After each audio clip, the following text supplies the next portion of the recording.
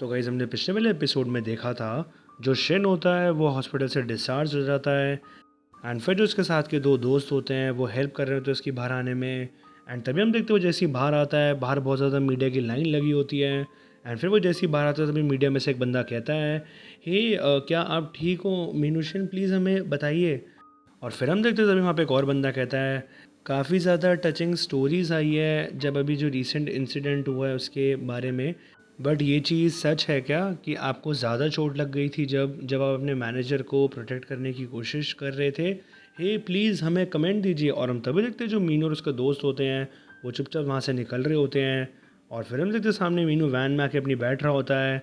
और फिर तभी एक बंदा वहाँ पे मीडिया में कह रहा होता है, इसकी इसमें प्रॉब्लम क्या है? और फिर दूसरा बंदा भी कहता है, सब इसके बारे में बात कर रहे हैं एंड इसको इस चीज़ से खुश नहीं होना चाहिए। एंड फिर एक और बंदा कहता है, हाँ ये सारी बातों को छुपा रहा होगा, पता नहीं क्या कर रहा है। और फिर वहाँ एक और बंदा कहता है, हाँ ये चीज़ ज़्यादा सेंस नहीं बना रही होगी क्योंकि ये शायद से वहाँ पे पिटा है मे बी। इधर वे हाँ ये चीज़ स्मूथ है, सेलिंग ना हो तो ठीक है। ये वैसे भी अब नेक्स्ट ही काफ़ी ज़्यादा एक हॉट स्टार बनने वाला है।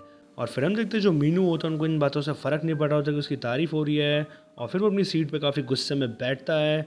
और फिर हम देखते हैं वहाँ पे जो वैन चलाने होता है मीनू की, वो कहता है मीनू से, हे मीनू क्या तुम ठीक हो, मुझे बताओ।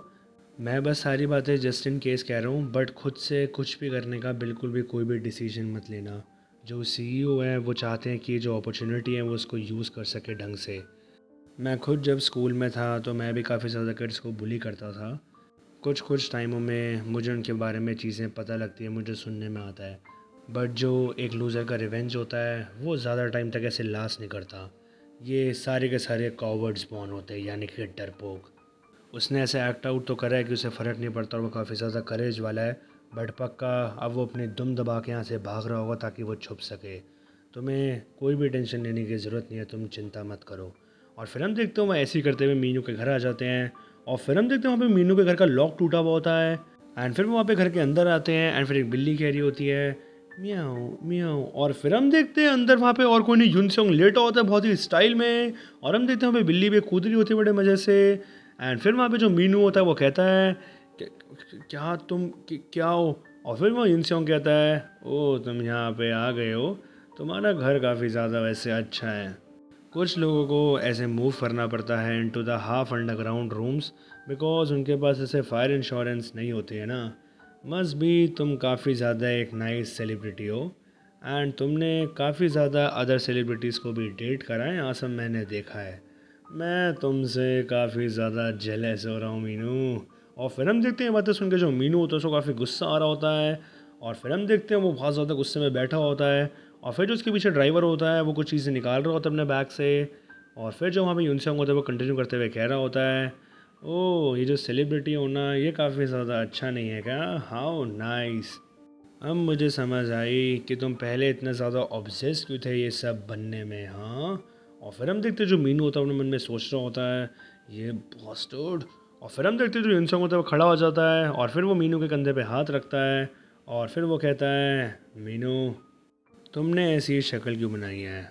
मैंने तो ये चीज़ सोची थी कि तुम विक्टिम हो। मुझे ये चीज़ सही पता है ना। और फिर हम देखते हैं जो वहाँ पे मीनू होता है वो अपने मन में सोच रहा होता है, तो ठीक है तू सारी चीज़ों को ऐसे करना चाहता है, हाँ तो अब तू ऐसे स्पाइटफुल तरीके से खेलेगा, हाँ। और फिर हम देखते हैं वहाँ पे जो इंसान होता है वो जा रहा होता है एंड फिर वो कहता है वहाँ पे मीनू से, मैं अभी आता हूँ, वैसे भी हम फ्रेंड्स हैं आफ्टर ऑल। और फिर हम देखते हैं वहाँ पे जो मीनू के साथ का बंदा होता है वो सारा घर समेट रहा होता है फटाफट। और फिर जो मीनू होता है वो अपने मन में सोच रहा होता है, मुझे पता है कि ये यूनस्योंग क्या चाहता है एंड ये सब ये क्यों कर रहा है। ये ट्राई कर रहा है मुझे प्रवोक करने की, ये ड्रॉ आउट कर रहा है मेरी पास्ट लाइफ को। इसे एक अपॉलॉजी चाहिए, फॉरगिवनेस नहीं, ये कुछ नहीं करेगा।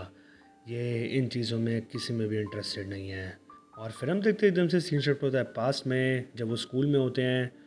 और फिर हम देखते हैं वहीं पे पास में जो यूनसोंग होता है उसको सारे बच्चे परेशान कर रहे होते हैं मिल के। एंड फिर वहाँ पे एक बंदा कह भी रहा होता है पास में, हे बास्टर्ड। और फिर दूसरा बंदा कहता है, इसकी ज़रा हालत तो देखो। तू सच्ची में तो एक बास्टर्ड है नहीं। और फिर हम देखते हैं ऐसे वो तंग कर रहे होते हैं सारे। और फिर हम देखते हैं वहाँ पे एक और बच्चा कह रहा होता है, हे ज़रा मेरे रास्ते से हटो, मुझे इस बेवकूफ़ बासट के साथ एक एक्सपेरिमेंट करना है। और फिर हम देखते हैं वहीं पे पीछे मीनू शिन और युंगब्योम साथ में खड़े होते हैं। और फिर मीनू कहता है युंगब्योम से, हे युंगब्योम। और फिर युंगब्योम कहता है, हाँ बोलो। और फिर हम देखते हैं सामने लाते मारते हुए जो सैंगचल होता है वो कह रहा होता है वहाँ पे, हाँ तुम्हें पता है वो टिक टैक टॉक वाला आइडिया जो मैंने सोचा था कि मैं इसको लेसन सिखाऊंगा या फिर जो भी है, मुझे काफ़ी पसंद आया था। ये चीज़ें जो ऐसी होती हैं ये काफ़ी ज़्यादा पॉपुलर होती है स्कूल में। और फिर हम देखते हैं वैसे ही जो सैंगचॉल होता है वो यूनसोंग पे लाते बरसा रहा होता है। और फिर वहीं पे जो वहाँ पे मीनू होता है वो कहते हैं युंगब्योम से, अपेरेंटली जो गाइस ऐसी चीज़ें करते हैं उन्हें काफ़ी ज़्यादा डीएम्स मिलते हैं गर्ल से। और फिर युंगब्योम कहता है हाँ। और फिर वहाँ पे पास आके जो मीनू होता है वो कहता है उससे, तो फिर तुम्हें पसंद है ना जो थोड़ी सी बड़ी गर्ल्स होती हैं, नहीं?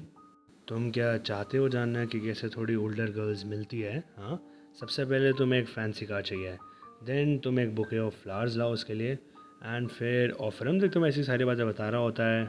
और फिर हम देखते हैं वहाँ पे जो यूनसोंग होता है वो प्रेजेंट में अपने मन में सोच रहा होता है, इस तरीके का बास्टर्ड था ये मीनू, ये हर चीज़ का सोर्स था, ये सब चीज़ें उसी ने स्टार्ट करी थी, सब कुछ। और फिर हम देखते हैं वहीं पे पास में जो मीनू होता है वो ऐसा कह रहा होता है, सॉरी, आई मीन वैसा तो मैंने कुछ ऐसा गलत नहीं करा है, बट मुझे ऐसा लगा कि मुझे तुम्हारे लिए अपोलोजाइज़ करना चाहिए। एंड फिर हम देखते हैं ये पास में उस टाइम पे सीन हुआ होता है जब सारा घर उड़ गया होता है वहाँ पे यूनसियोंग का। एंड फिर वो हॉस्पिटलाइज होता है। और फिर वहाँ पे जो मीनू होता है वो उससे कहता है, हाँ तो मैं अपोलोजाइज़ करने आया था। और फिर वहाँ पे यूनसियोंग कहता है, क्या? और फिर शिन कहता है, मैंने कहा कि मैं काफ़ी सॉरी हूँ।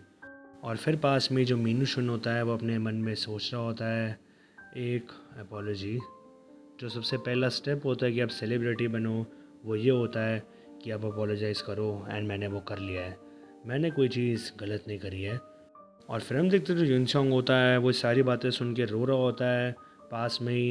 एंड फिर हम देखते हैं उसको सारी चीज़ों के फ्लैशबैक्स दिख रहे होते हैं वहीं पे। एंड फिर वो अपने मन में सोच रहा होता है, बट सारी चीज़ें तुम्हारी वजह से स्टार्ट हुई है।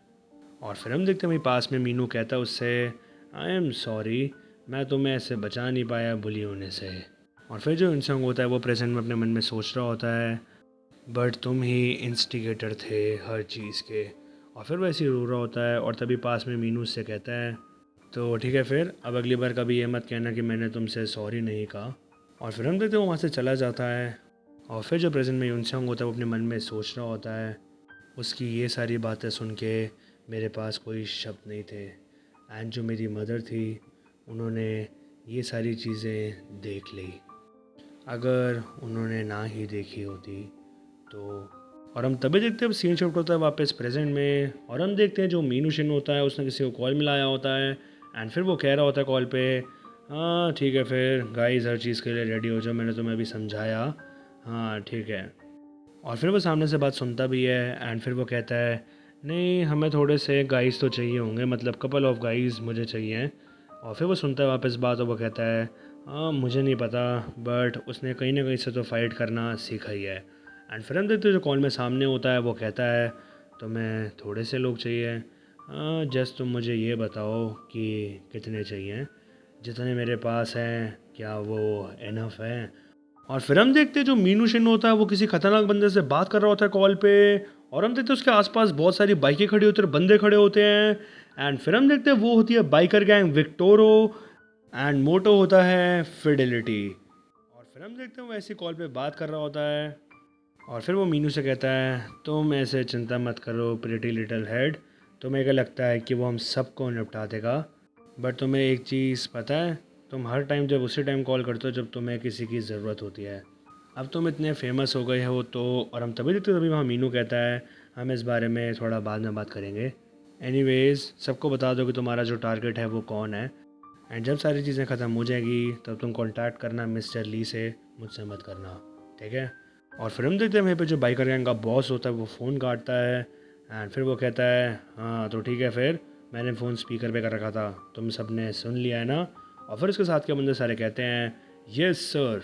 और फिर वहीं पे बॉस कहता है, एक ओल्ड फ्रेंड है जो मेरा है, उसने एक फ़ेवर मांगा है, तो फिर हमारा मोटो का है सब बताओ। एंड फिर वहाँ पे सारे बंदे कहते हैं, फिडिलिटी। वो यहाँ पे कभी भी किसी भी टाइम आने वाला होगा, तो इस जगह को बिल्कुल अपसाइड डाउन कर दो। और फिर जो वहाँ पे सारे बॉस के बंदे होते हैं वो सारे कहते हैं ठीक है सर, यस सर।